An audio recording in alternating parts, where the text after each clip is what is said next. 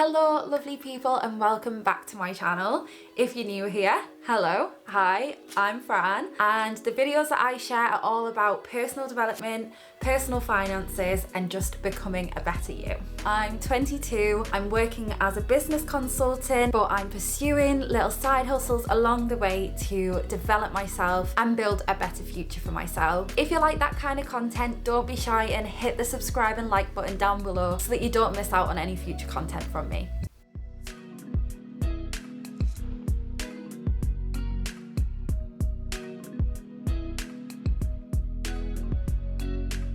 So today's video is going to be about the fear of failure. So if you're one of those people that have always had things that they want to do, things that they say they're gonna do, but you just are too scared to do it, or maybe you don't even know that you're scared to do it, then this video is for you. How many times have you said that you were gonna do something that you just haven't done because you're scared of what others will think, or you're scared that you're gonna not be able to succeed? So for a lot of us, the fear of failure can actually manifest itself as procrastination. So we might have these big lofty goals that we want to achieve and things that we want to do or side hustles that we want to pursue, but it's the fear of failure that is actually stopping us from doing it, and that's what's making us procrastinate and stopping us from making the decision to just go with it. I think that so many of us don't ever reach our potential in life because we are too scared to take those things what people might think are risky and just go with our goals and go with the vision. So many of us just feel that pressure from society to try and fit in, try and follow the path that society has said that we should follow. And in doing that, we really water down our own goals and just kind of push them aside and just get on with that office job that was never really our dream. Don't end up hitting the gym, even though we really want to get fit, or never have the courage to go and start that relationship. And I think it's so sad that we miss out on so many opportunities due to this fear of failing. This is something that I feel like I've almost mastered recently. I've stopped caring what people think. I've stopped being scared of failing and I've started just looking at it as an opportunity. If it doesn't go right, then so what? You know, like I've got so many years ahead of me to make things right and set myself on the right path.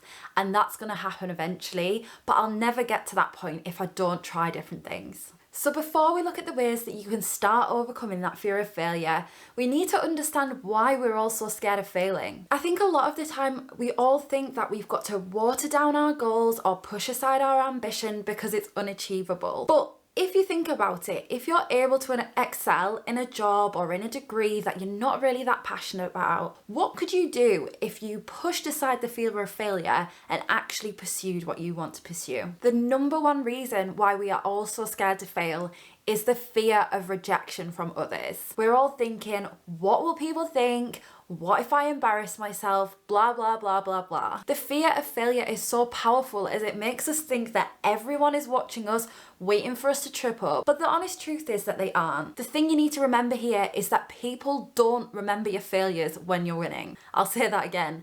People do not remember your failures when you're winning. The truth is that so many millionaires and billionaires have failed more times than they have won. Ben Francis from Gymshark, Oprah Winfrey, Richard Branson, they all say that if it wasn't for their failures and their failed businesses, their failed ideas, the embarrassment that they had at the time, if it wasn't for that, then they wouldn't have come across that one idea that caused them their greatest success. And if you look at them, is anyone laughing at them now, remembering their failures? No, they're not. People look back on their failures with respect because it's what allowed them to build that resilience that eventually led them to their multi-million-pound idea. No one remembers their failures and no one will remember yours. The second biggest reason that is contributing to your fear of failure is probably that you measure your value off external validation a little bit too much. Now, the need for external validation is something that is very, very primal to us, and it actually boils down and comes from when we were needing to survive in packs in the wild, and it's something that is very innate to us. However, the author of The Chimp Paradox, which is an amazing book and I really, really recommend you reading it. It teaches you all about how to master your mind and the reasons why you feel the way that you're feeling. But the author of that book, Professor Stephen Peterson, creators put this really, really well. So he says that although we were all built to impress the tribe and be validated by the tribe, that tribe was never meant to be everyone. So many, many years ago, back when we evolved from chimps had tribes of about 15 to 100 other chimps that they had to impress and keep on their side. But nowadays we expose ourselves to hundreds of thousands of people online, and that explains why we've got this overpowering feeling and desire for external validation, because we've put ourselves out there and we think all of these people are in our tribe when they are truly not. So you need to realise that not everyone's in your tribe, and it doesn't matter if some people don't like you or some people criticise what you're doing. You only need to have a very small handful of people whose opinions you really, really respect, and that should be what informs your decisions. You don't need to be externally validated by the whole world. It's just impossible, and you'll never be able to overcome the fear of failure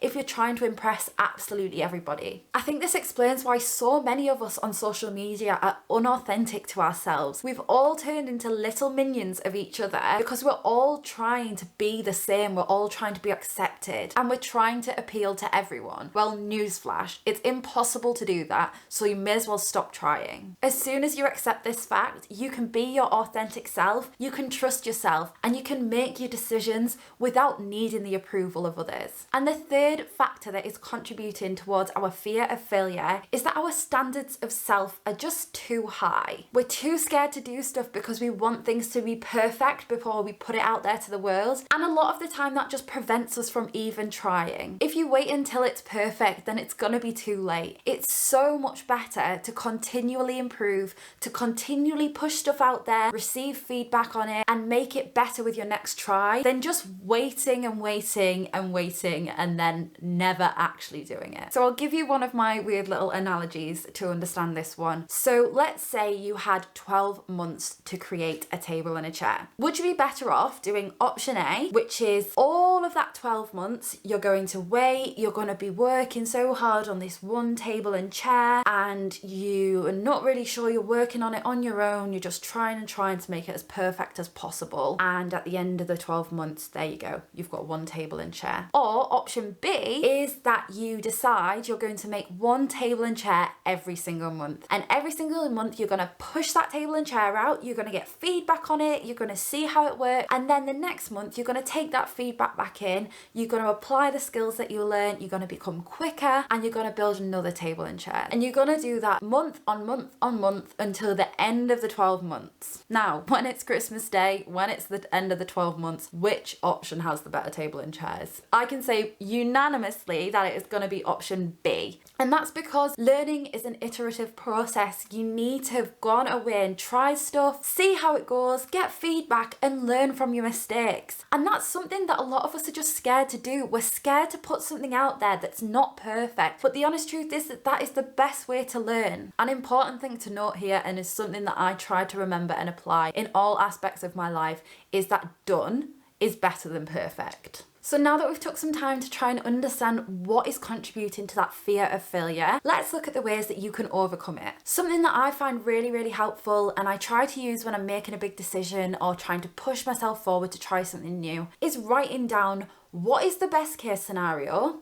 and what is the worst case scenario that could happen. So writing down the best case scenario is really powerful, as it allows you to see and visualize what your life could be like if you take on this risk. It allows you the time to evaluate whether the risk is worth your time and your investment. Then evaluating the worst case scenario is even more powerful. It often allows us to just rationalize what we are currently thinking would be the end of the world. So for me, when I started my YouTube channel, I was thinking, what if people thumbs down on my videos? What if I get 0 views? But honestly, when I thought about it and when I rationalized, I realized that that didn't actually matter to me. You know, what does it matter if Karen thumbs down my video? If I don't get any views, you know what? At least I've had a good time making the video. And I think really writing that down and getting it on paper allows you to see side by side what is the best case and what is the worst case. And oftentimes the best case scenario wins. And if it's something that you really want to do, you should just go and do it. The second step to overcoming the fear of failure is to start celebrating your failures. You know, you don't need to be embarrassed when you fail.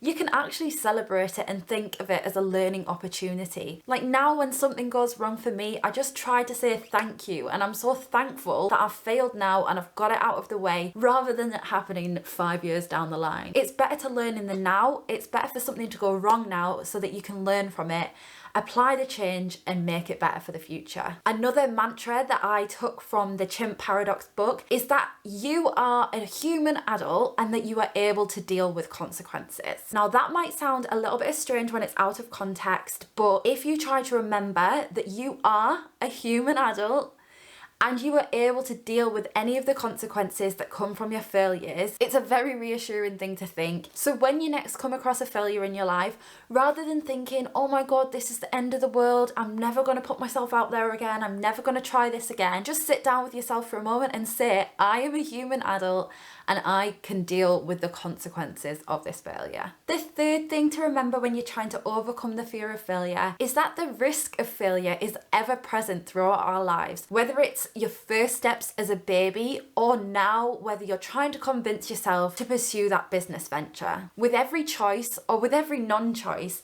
you are taking a risk. Yes, you might be taking a risk that it could go wrong, but if you don't make a decision and you don't make a choice, then you're risking missing out on that opportunity. You have to remember that the risks that you take will be what shapes your life. And without taking a risk or without making the decision to change, then your life will remain the same. But the thing to me that is much scarier than the fear of failure is the thought of being 80 years old and looking back on my life with regret, thinking, I wish I'd tried that. I wish I hadn't been so scared to fail. That honestly terrifies me to my soul, and I think it should for you too. We don't want to look back on our lives thinking, what if? We want to think, wow, I did everything that I wanted to do. I tried, I failed, and I learned. And honestly, truly, the more you fail, the more you'll learn. Your past failures inform your present and your future, and you're the one that gets to make the decision on whether these failures affect you positively or whether you let them affect you negatively and define your life. So that's it from me. I really, really hope that that video has been valuable in helping open your eyes to see why failure is so important and why it is such a valuable tool in our life. If you want to join me on this journey of personal development, learning how to improve ourselves, learning how to love ourselves a little bit more, then make sure to hit like and subscribe below so that you don't miss the next video. I hope you have a lovely rest of your day, and I'll see you next week. Bye!